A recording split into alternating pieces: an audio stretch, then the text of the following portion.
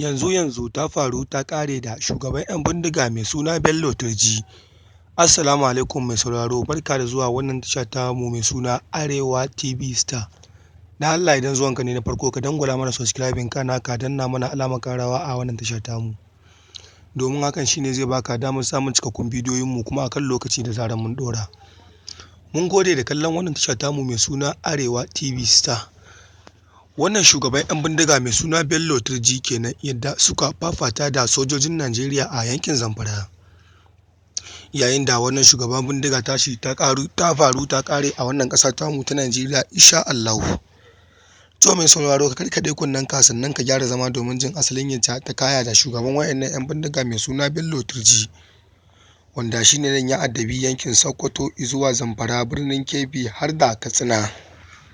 Yayin da kuma shi shugaban 'yan ta'addan ya yi furci da bakinsa akan cewa shi haifaffen wannan yanki ne kuma a irin yakin nan da ake yi na Najeriya aka kashe mai uwarsa sannan aka kashe mai mahaifinsa. Yayin da wannan mutumi ya fito ya yi bayani dalla-dalla da yake cewa shi ta'addanci abin da ya sa ya rungumi bindiga a garin nan kenan.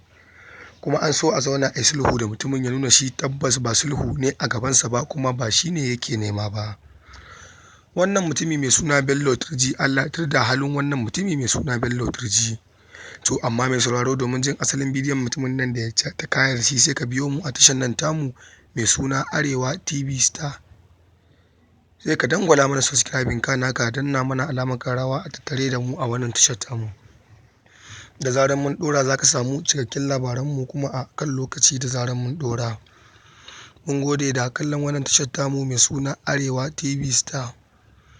Kar ka manta mai sauraro ka dangwala mana subscribing kana ka danna mana alamar ƙarawa a wannan tasha tamu. Mun gode sosai da sosai domin hakan shine zai baka damar samun cikakkun bidiyoyinmu kuma akan lokaci da zarar mun ɗora.